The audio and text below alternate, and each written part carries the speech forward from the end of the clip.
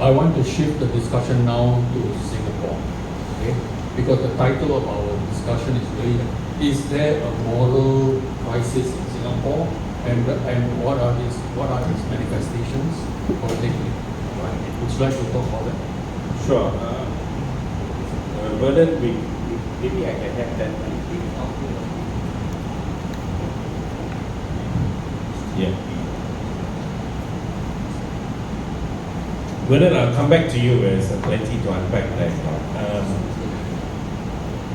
I want to jump from what I said in the region to Singapore, and I just want to pull up a few things.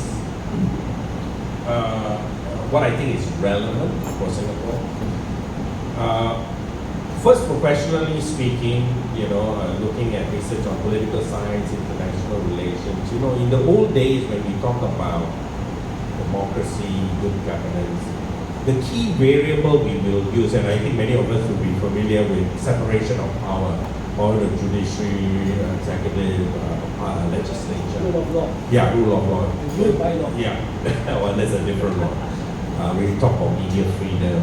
These were the variables we talk about. Right now, the key variable about good governance, democracy, and all of that is the two key words: public accountability and anti-corruption. So these are the big words that are being mainstream. If you go to any democracy conference, whether it's academic or policy, the opening panel would be on public accountability or anti-corruption, not about rule of law or media freedom anymore, because they're seen as the most important variable these days to ensure good governance. So this is one sort of intellectual, philosophical, political philosophy development. The second issue is when you go for change, when you go for political contestations, the parties that cross the line are the ones that have a very, very clear reform agenda, and they do not backtrack under political pressure, internal lobbying, and so on. So that means if they are quite clear, the political leadership is quite clear that they want to go with the reform. They first of all make sure that within their rank and file, you don't have an anti-reformist or anyone who will go against the reform agenda.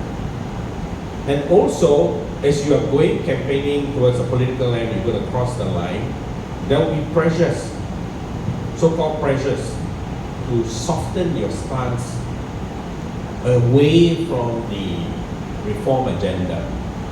The ones who stick to the reform agenda are the ones that cross the line. Move Forward Party, Pakatan Harapan, just to name a few, right? Then the third variable. So I mentioned what is the key issue: public accountability / anti-corruption. And then we go to the reform agenda. If you want to do politically well, you need to have a clear reform agenda. Reform agenda also attracts the young, right? So it's values-based. And the last part is the fact that there's no more winner take all. Coalition must be mainstream, and you need to work towards it, both pre and post-election. It's a no-brainer. So these are the variables in the region, sir, and I want to just explain how I see this in Singapore. So I'll address the first one. By the way, I'm also speaking at the SDP event tomorrow, so that's a plug, so you're most welcome. I still have homework to do. I'm doing research actually about this whole thing, about all this shenanigans or scandals. I was disallowed the word scandal here, but now in retrospect, I think I was quite right. But never mind, you can comment later. I just let it drop. And then,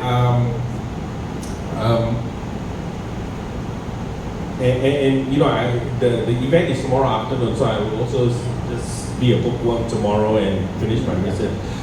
But it's 3/4 done, so I can share with you what I'm finding, right?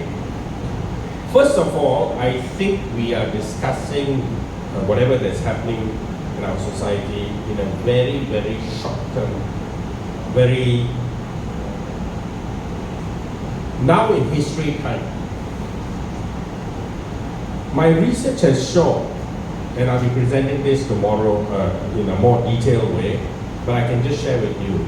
We have problems with the People Actions Party from 1966. Corruption cases. So I've been documenting case by case.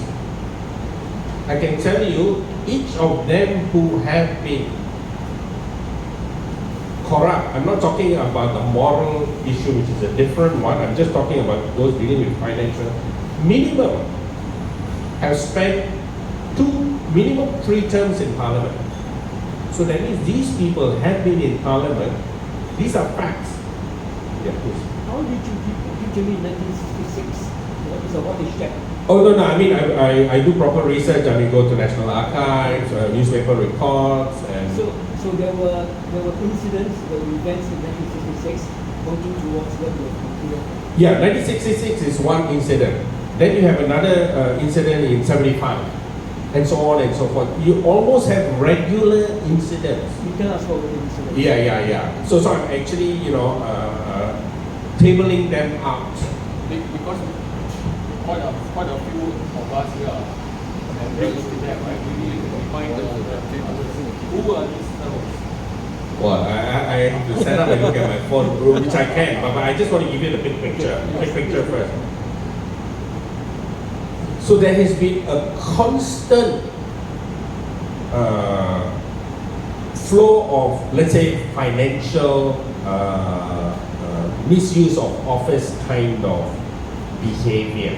There's one slither and it's regular. Okay, that's one.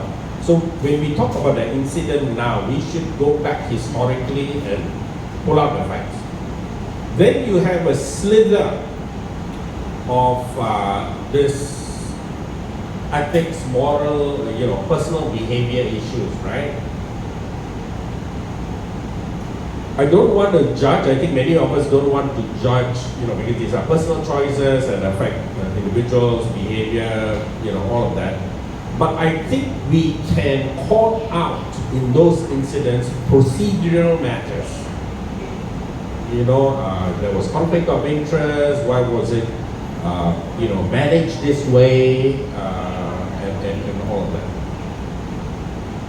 Then there is another category. And this is where the write-out issues fit in. There's a list of people who have been found not liable in any way. So the state has made some inquiry, made some investigation, appointed some committee, and so on, and then found out there was no wrongdoing. So there is also that issue. What do we see? In the early days, when something like this happened, it always involved an SMC. Most of the time, there was a by-election. With the GR, and that is some level of accountability. But with the GRC system, and with the Prime Minister through the court case having the right to decide when to call an election for a GRC, there's no accountability. So you have more accountability in an SMC, fully SMC system, but in a GRC, that accountability has disappeared. So this is a very important thing. The other thing, and I invite you to look at the CPIB website. Some of these details of those days, I went to the CPIB website. They're very proud. We say they did this case, 1993, all of that, 1975. If there is so many incidents, over a period of 40 years, regularly every 5-10 years you have this incident, what kind of advice has the CPIB given to this political party? If it's 40, 50 years of shenanigans. I mean, as a bureaucracy, right, you must set the golden standard. So it seems, because the PAP has been left unchecked, because in the early days there was no multi-party system, and now we have a one-party dominated system. There's no accountability. So you will see that for every incident, the action taken is not consistent. Meaning, nobody has been sacked. They all resigned. What am I? All committed suicide. One incident, right? But previously, they just resigned. Sometimes there was no by-election. They just wait 6 months later, they call for general election. So if you want to understand this issue, and I come back to the 3 points that I raised about public accountability, anti-corruption, which is here. The evidence is clear as crystal. You put from 1966 to 23, you will see all the gaps, very jarring. And this is all from public record. And then you have CPIB putting up some of this incident with no analysis, right? The analysis is so straightforward, right? Here's the fun fact. In a single SMC, right? In a couple of occasions, when the person has been resigned, found guilty, the next election, that constituency no more. Sounds familiar, right? Yeah. So which means there is multi-level of accountability to be needed. James, Yes. Professor Jonathan Hua is an authority on corruption in Singapore. Did you make reference to his work? No, absolutely not. Why? Because when I was an undergraduate, for my questioning of the national values, I was given a third-class honors by John Hua. My American professor gave me a first class. Oh, yeah. I read your book on political politics. Huh? Yeah, before that. And then my thesis was the only one has to go to Australia for adjudication. Because first class, fairly good student, first class, critic of national values, third class, had to go to Australia. Australia, middleman gave me second class. Yeah, completely different, huh? So, excuse me if I cite his work only to criticize it. Yeah, and that was, Prof. Bala was there. I was doing philosophy. I should have taken philosophy honors, not the political science honor, my fault. Probably, well, at least they will give me a 2-1. I'm proud of us. Yeah, you would have done one. Yeah. So, yeah, so coming back to the analysis, so SMC more accountable, GRC no accountable. It's a regular occurrence of 5-10 years intermission. You have one of these things. You have those called moral, ethical issues of a personal relationship. We don't question that so much, but look at the process of how those was managed. Yeah, there is no consistent pattern of behavior. So you have a party 40, 50 years, 60 years in power, where its level of process, for those of us who have done business, right, 3 to 5, wow, our protocol SOP is so good. What? 60 years in power, party SOP you don't have. And then why would you as a political party in power for 60 years go and follow civil service guidelines? Why would you do that? And we are equally responsible because we don't question, right? They have committed the sin of omission. They don't tell the truth. So they omit facts. It's the sin of omission. That's a mortal sin. They never lie. Yes. But they never tell the whole truth. Yeah, that is called the sin of omission, because I believe God was referred to in the recent parliamentary, right? The sin of omission is the mortal sin. You go to hell. Right? Ben is reflecting. Sorry to be biblical today. So I will just pause here for now and yeah, happy to interact.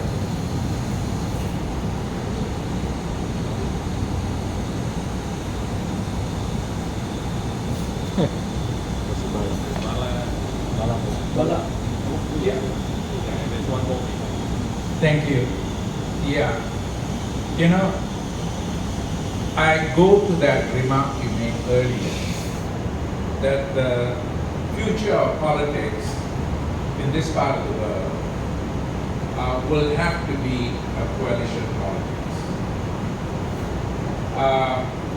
But in Singapore, you don't see any real coalition politics. And I don't even see the PAP engaging in a coalition politics with any of the other parties. And they've never done that. But if you say that, you know, this is the route to go and this is where the future is, how do you envisage coalition politics here? And why will it come about?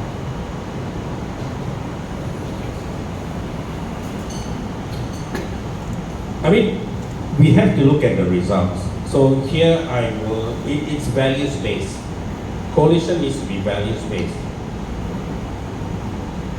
Who would have thought that the BN would be wiped so low in Malaysia, Barisan Nasional?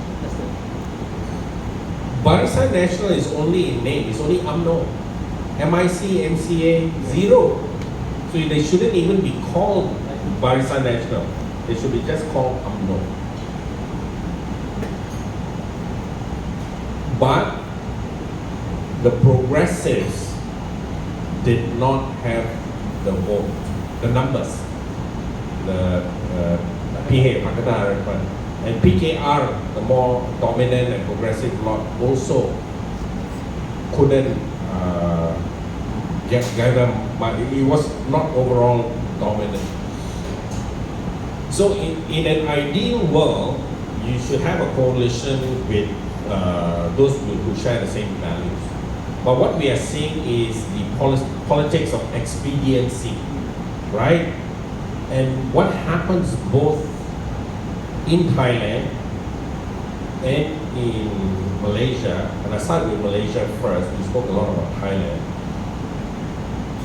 You see, we know that the biggest problem in Malaysia now is the 3 R's. Race, religion, and royalty. You see, Malaysia, you know, we talk about harmony. You know, in diverse society, we always build harmony. But Malaysia cannot build the harmony. Why? Because its harmony measures are always divided.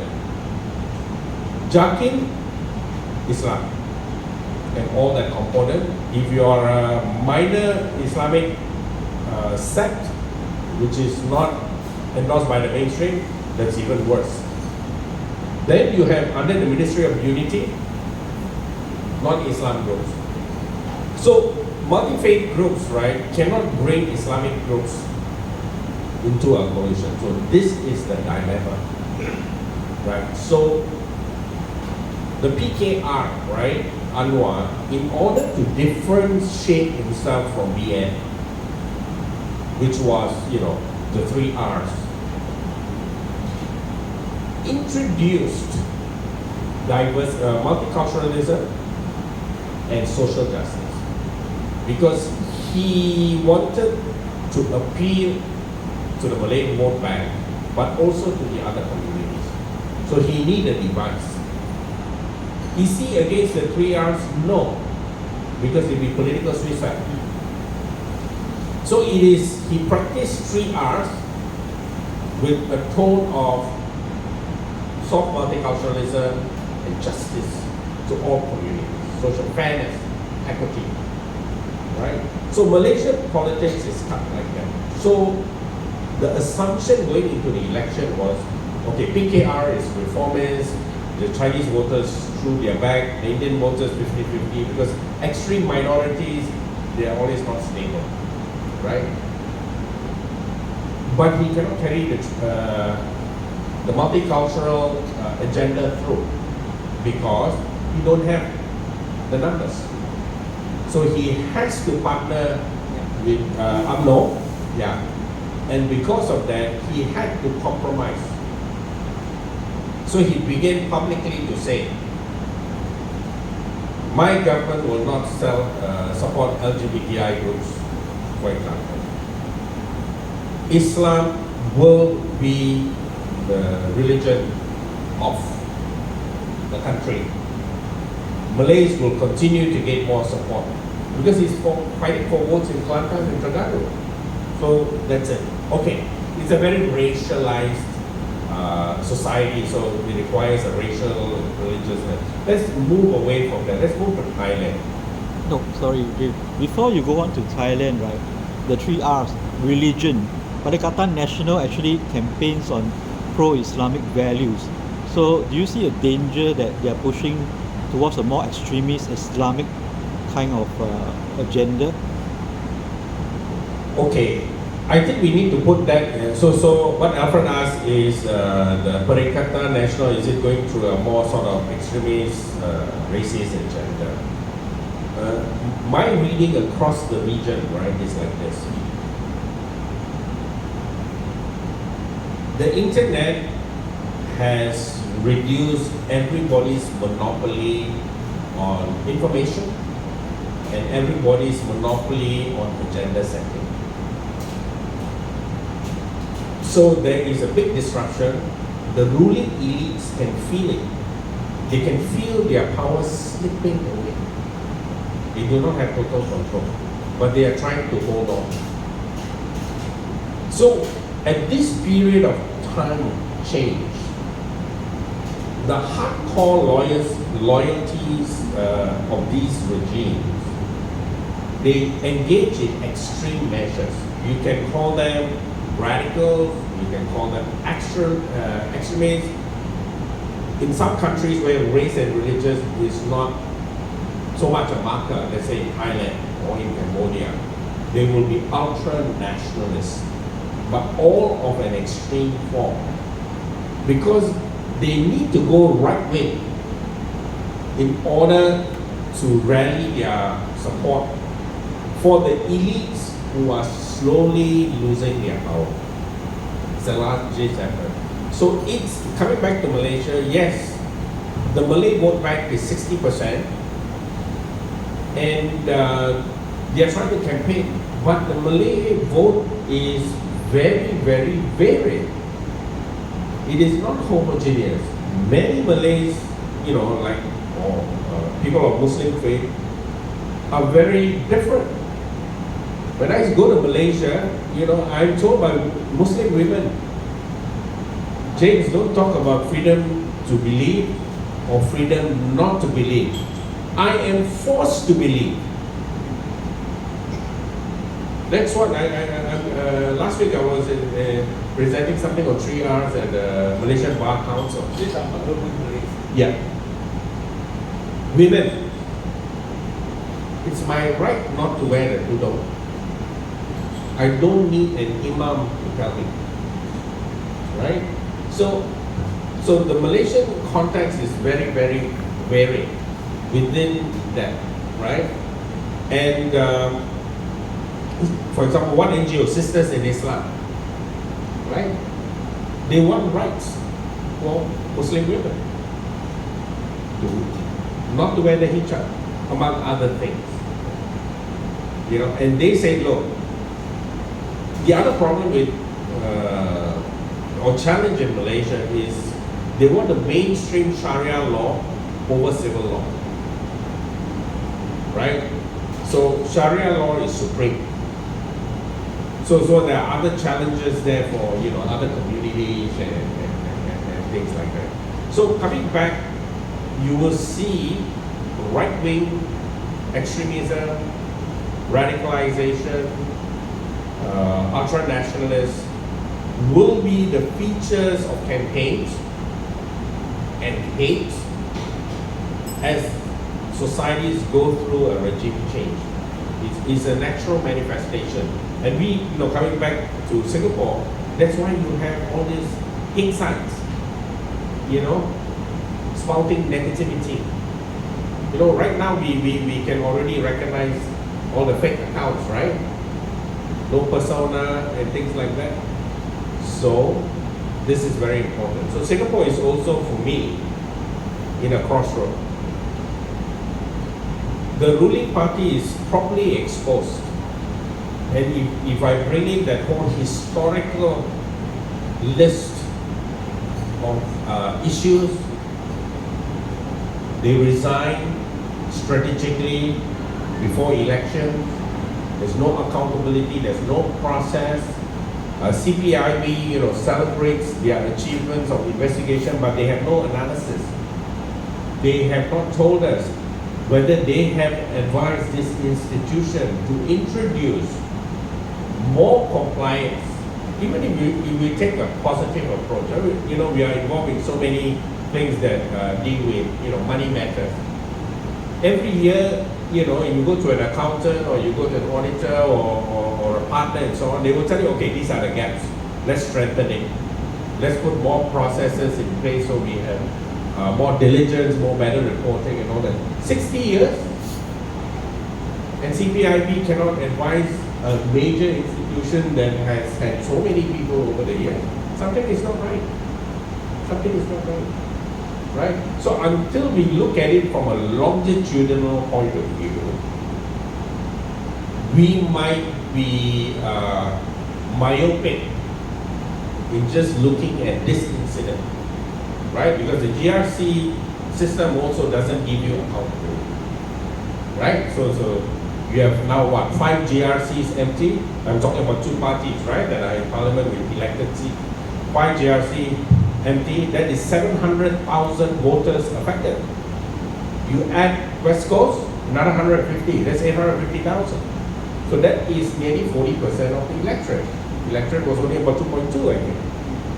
Right? James, Yeah. I suspect that PAP dominant politics is coming to an end. Because even in the coming presidential election, I suspect that the votes will be very much split. Okay. I don't know my son. Okay.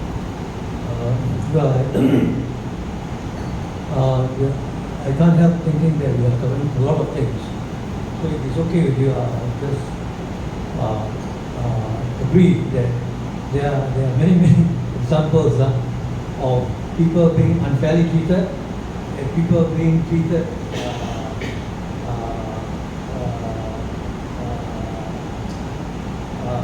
how do you call it, unfairly in terms in that they get off scot-free. I mean, whether it's like 4,000 cases and so on and so forth, I'm quite sure there are many other stories told and untold.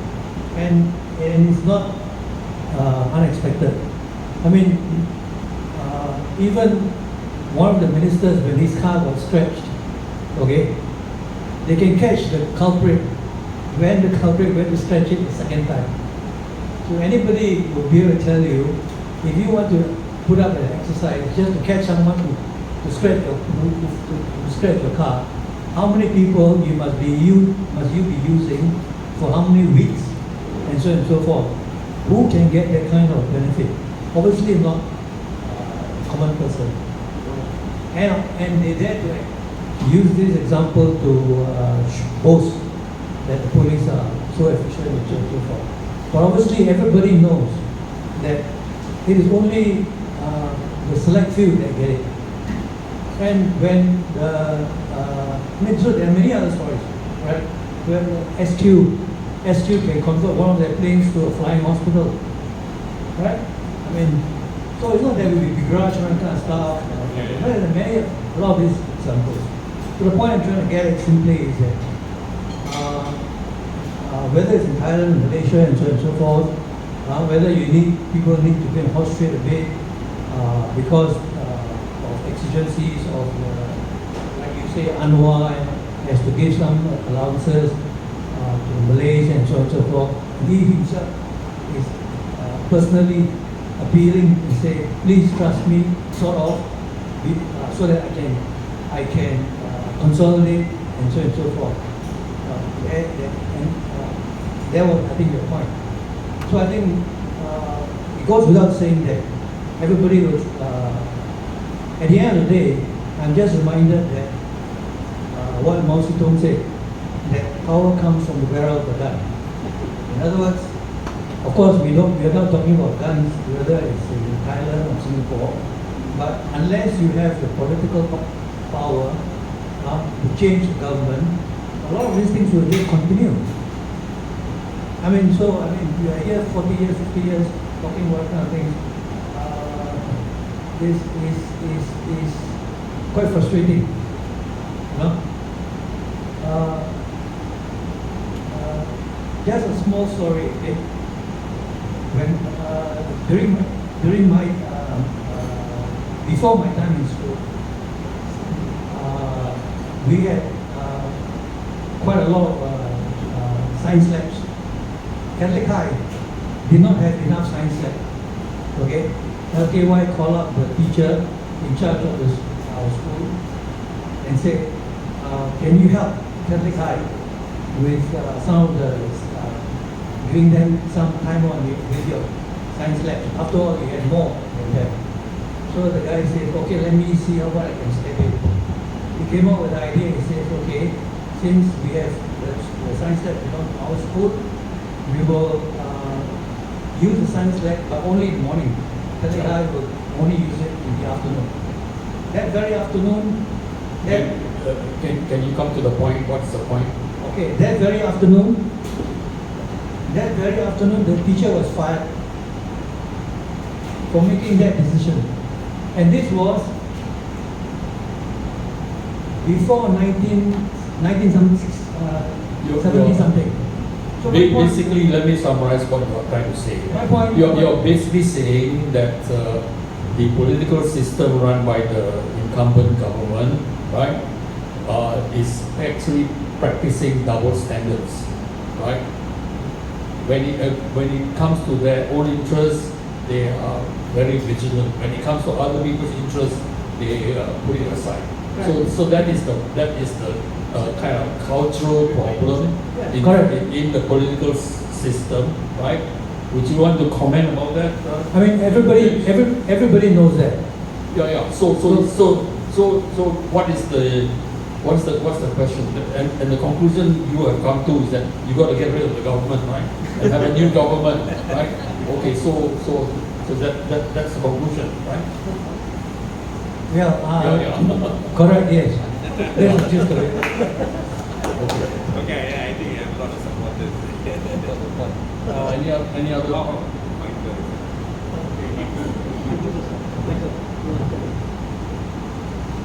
Yeah, I'll just ask a brief question, a quick one. Okay, basically as all of us know, there's a recent spate of vaccination of MPs in Parliament, right, over so-called affairs, personal affairs. But my question is this, what right does a party or maybe institution have to order the vaccination of the MPs, right? Based on what? Is it based on PAP's code of conduct, or is it based on the code of conduct for MPs? Because as far as I can discern, it does not objectively impact or impair the MP to carry out his duties. So I felt that unless there is a strict objectified code of conduct, otherwise we might be following PAP's game plan, or maybe a certain party's game plan, or dominant or incumbent game plan for so many years, just because they've been in power for so long. So are we following their guideline, or are we following a certain objectified standard rule or guidelines for MPs, which I believe in this case does not impair or impact their duties or to carry out their duties? Thank you.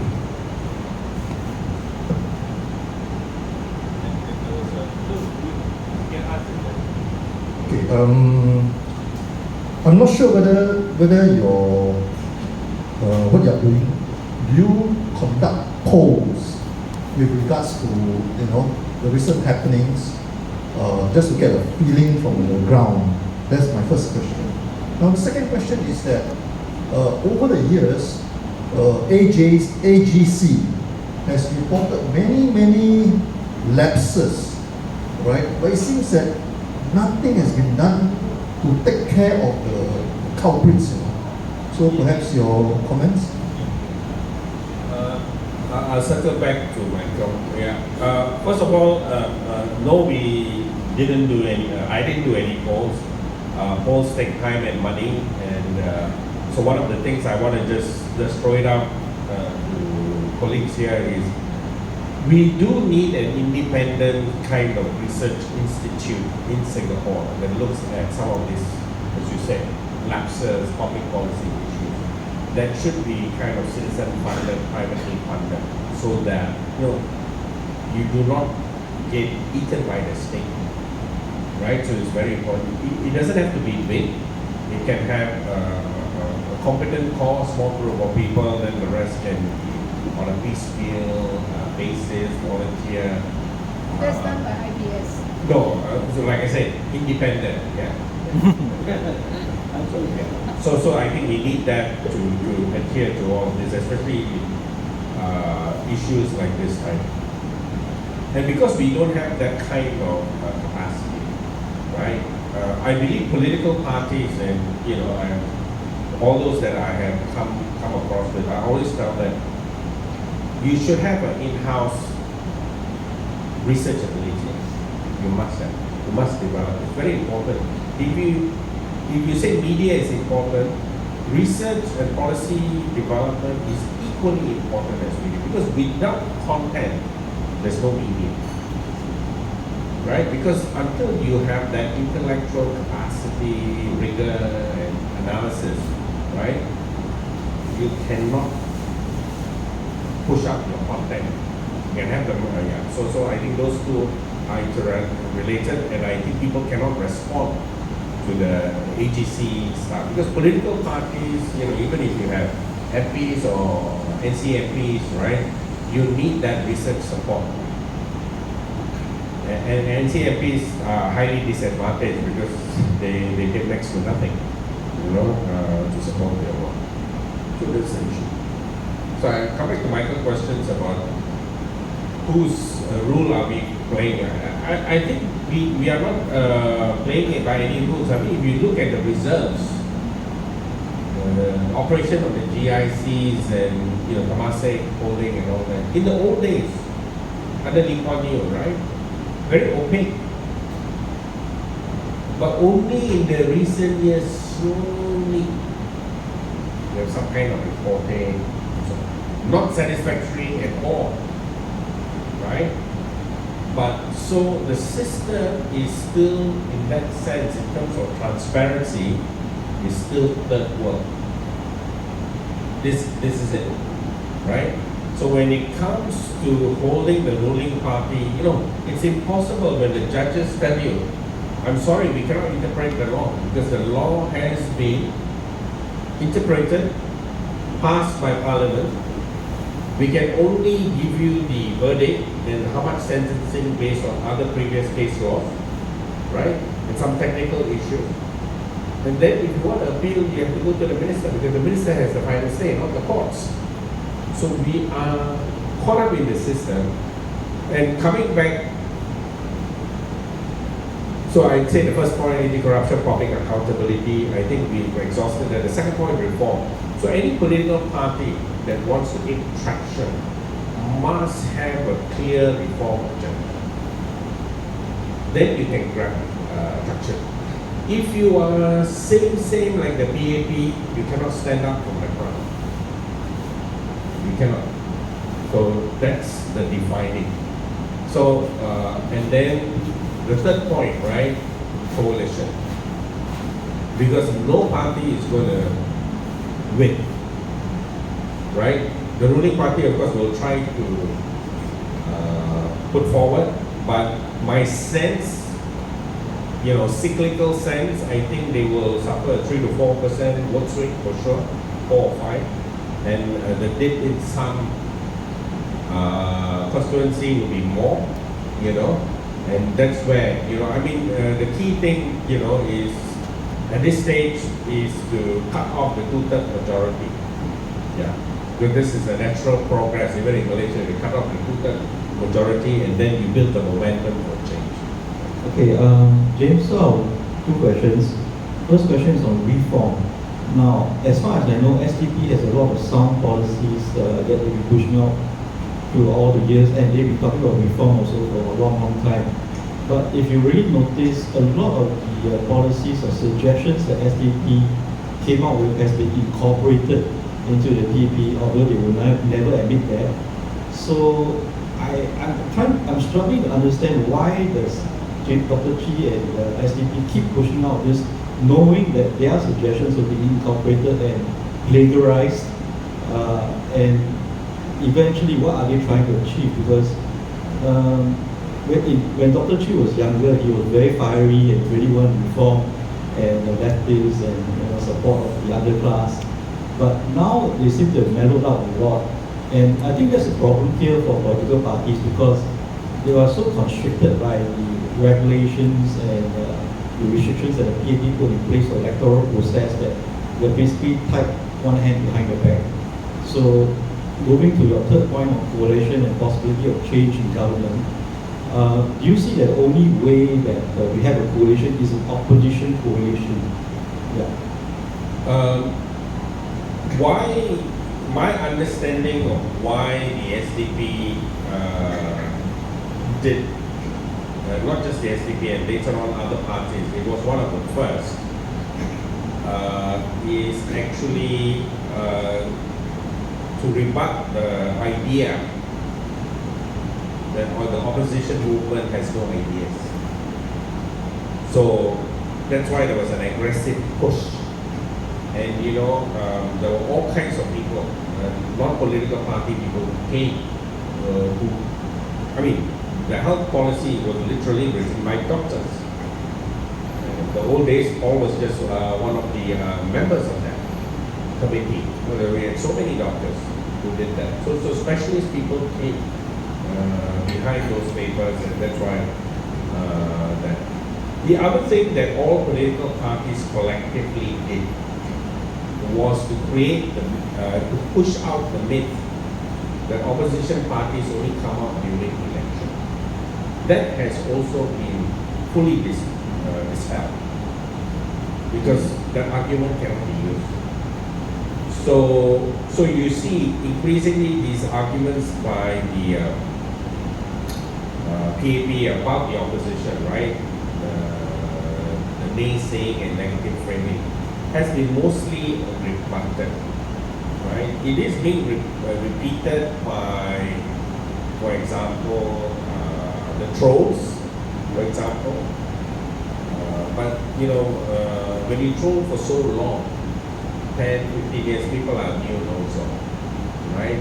And then the second thing is, we know the mainstream media is like that, right? Even if the young reporters just report properly, you know, the editors will change the headline and, you know, all of that. So, I mean, the fact that they have to put trust says everything. The lack of trust and all the shenanigans of, you know, building up the numbers or ballooning the numbers, yeah, it doesn't work. So, I think there is enough awareness in the body politic that I think we cannot take the crap anymore. Yeah, it's like, don't even try to pull wool over our eyes, you know. So we have switched off. Now it's all about action. Now, but the one thing I want to bring to the fore, right? We have to look around and see that unlike Malaysia,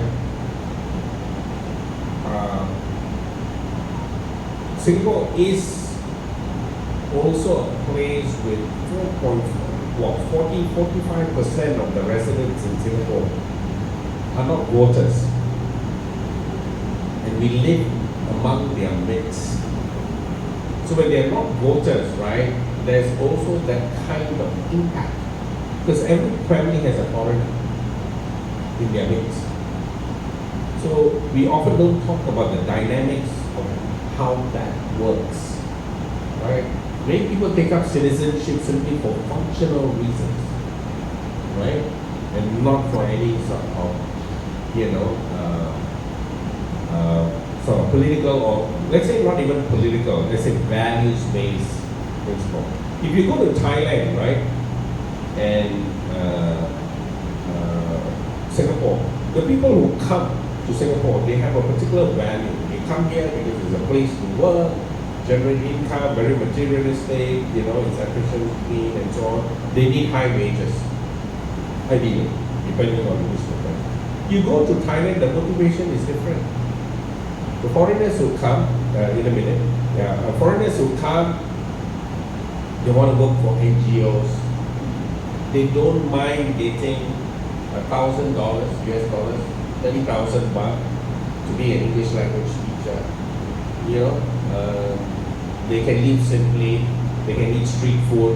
So the type of people who come to Thailand, when I'm talking about people from all over the globe, come for different reasons, right? And I also want to explain why I decided to register Asia Center in Bangkok. So we have a joke among international organizations. The ideal regional hub in Southeast Asia should be in Jakarta, because the ASEAN Secretariat is there, a lot of some of the regional institutions there, but nobody wants to go. Traffic is still horrible, the bureaucratic red tape is extremely high, it's also a very expensive city. Singapore wants to be the hub, but nobody will come to Singapore unless Singapore pays the airfare and accommodation. Thailand pays nothing, but everybody wants to go to Bangkok. So I decided to open the Asia Center there because everybody from the world is going to come. And every week I have visitors, international visitors. Yeah, I hold my annual conferences in Bangkok because everybody wants to come to Bangkok for a conference and stay another 2 days to go to the night market. Yeah, I can't do that in Singapore. I mean, not to mention, the culture of engaging in this kind of intellectual work. You organize a talk like this, full house. You have Myanmaris over there, there's no special rules and things like that. So, coming back to that point, that was a